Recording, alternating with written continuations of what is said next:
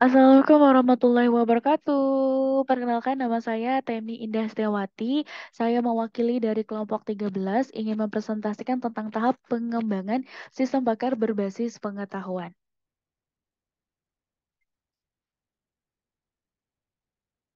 Yang pertama, ada tahap-tahap dari pengembangan sistem pakar itu sendiri. Pertama, ada perencanaan dan analisis, lalu pencarian sumber pengetahuan, kemudian ada akuisisi pengetahuan, serta ada representasi pengetahuan. Selanjutnya, ada desain serta implementasi, yakni pembuatan kode program, lalu pengujian dan diseminasi atau pengujian si aplikasi tersebut.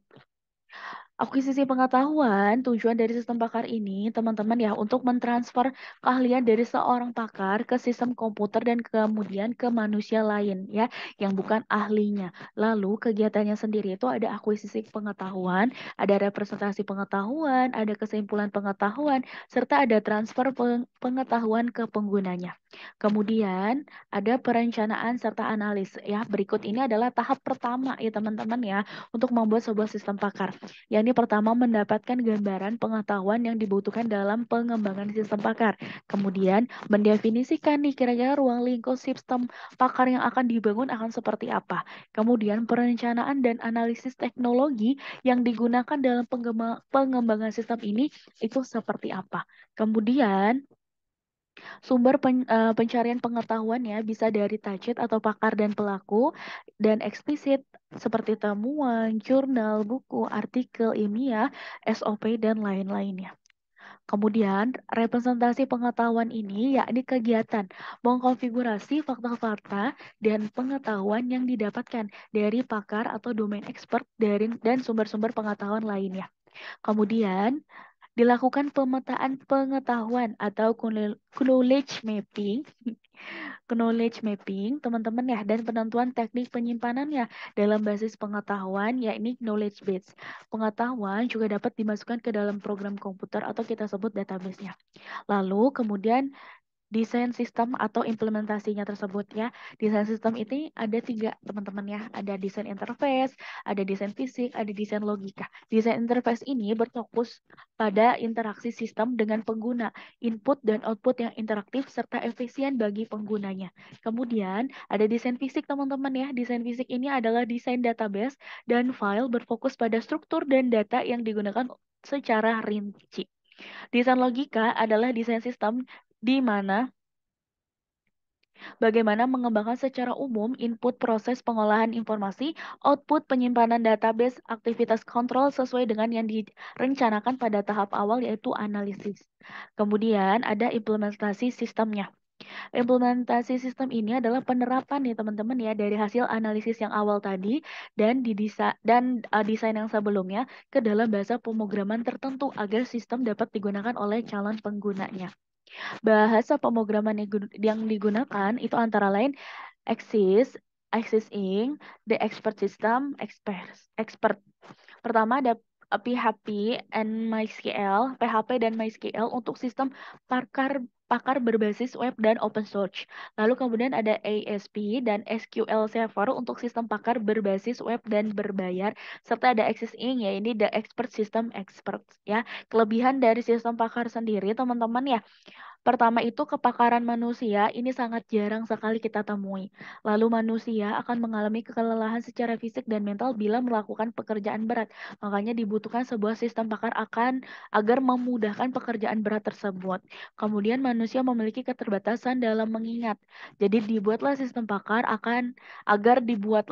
memori yang banyak akan mengingat suatu hal. Lalu manusia kadang-kala juga menjadi tidak konsisten dalam pengambilan keputusan. Karena manusia ini biasanya mengambil keputusan gak hanya dari logika aja ya teman-teman ya, bisa jadi karena perasaan. Maka dari itu manusia itu adalah makhluk yang tidak stabil. Maka dibutuhkanlah sistem pakar agar lebih logik untuk memilih gitu ya sebuah pilihan yang akan diambil nanti.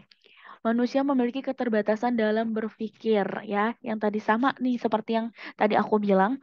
Lalu manusia tidak dapat melakukan mengolah data yang besar dengan cepat. Betul, karena keterbatasan dari manusia tersebut ya, keterbatasan tenaga, keterbatasan sumber dayanya gitu ya, sehingga tidak bisa mengolah data yang besar apalagi yang cepat ya. Apalagi nih teman-teman ya, misalkan anak muda dengan apa namanya orang dewasa yang lebih tua itu pasti berbeda dengan kecepatannya ya. Maka dari itu teman-teman ya dibuatlah sistem pakar akan memudahkan gitu ya pengolahan data yang cepat, yang besar juga. Jadi kalau misalkan ada inputan itu lebih gampang ya teman-teman ya. Kemudian pemikiran manusia itu kadang bias, kemudian manusia juga bisa berbohong, bersembunyi atau meninggal. Makanya diciptakan oleh sistem pakar ini biar ada kontinunya agar berkepanjangan, tidak berhenti sampai situ aja ke pengetahuan tersebut ya teman-teman ya. Jadi bisa direkam lebih banyak. Kemudian ada economical, dengan pengembangan sistem pakar maka biaya yang harus dikeluarkan bisa lebih ekonomis dibandingkan dengan biaya seorang pakar. Seperti itu. Lanjut, ada availability dengan sistem pakar, maka bermasalah dapat diselesaikan kapan saja tanpa tergantung kepada keberadaan seorang pakar. Kemudian respon time. Sistem pakar seringkali memiliki waktu respon yang lebih cepat dibanding dengan manusia. Seperti pada aplikasi Halodoc ya teman-teman ya. Halodoc ini dia adalah aplikasi kesehatan yang cepat banget responnya. Dia dapat akuisisi pengetahuannya dari seorang pakar dokter gitu ya. Kita pertama kali ngechat itu pasti langsung dibalas teman-teman ya, ditanyakan keluhannya apa, lalu sudah berapa lama gitu ya. Lalu ketika kita minta resep obat, pasti kita ditanyakan apakah sebelumnya kita menggunakan obat-obat tertentu kah gitu kan. Lalu akan dilanjutkan dengan mau nggak konsultasi terlebih dahulu dengan biaya sekian ya. Seperti itu contoh dari sistem pakar ya teman-teman ya. Lalu juga ada reliability, kepakaran sistem pakar dapat dikembangkan lebih luas lagi. Selain itu juga sistem pakar tidak memiliki perasaan atau emosi sehingga bisa lebih objektif dalam memecahkan masalah. Lalu explanation, sistem pakar memiliki fasilitas untuk menjelaskan bagaimana pengambilan keputusan reasoning dilakukan. Lalu intellectually property, sistem pakar dilengkapi kemampuan yang lebih intelektual dibandingkan manusia. Kemudian kekurangan dari sistem pakar ini adalah limited knowledge. Sistem pakar memiliki keterbatasan pengetahuan. Pengetahuan sistem pakar hanya dibatasi oleh pengetahuan yang dimasukkan ke dalam sistem. Sistem pakar ini tidak memahami keterkaitan antara konsep dan keterhubungannya. Jadi sistem pakar ini tidak memiliki common sense knowledge. Kemudian ada mechanical reasoning. Sistem pakar dibangun dengan ketentuan yang sudah ditetapkan sehingga pada sistem pakar tidak dapat menentukan metode yang paling tepat untuk menyelesaikan masalahnya. Sistem pakar mungkin saja menyelesaikan masalah yang mudah dengan waktu komputasi yang sangat tinggi. Lack of trust, kesimpulan yang diberikan oleh sistem pakar tidak dapat dikritik ya. Jadi banyak banget ya teman-teman ya kelebihannya dan juga banyak banget kekurangannya. Tinggal kita lebih bijak lagi penggunaan dari sistem pakar yang sudah tersedia.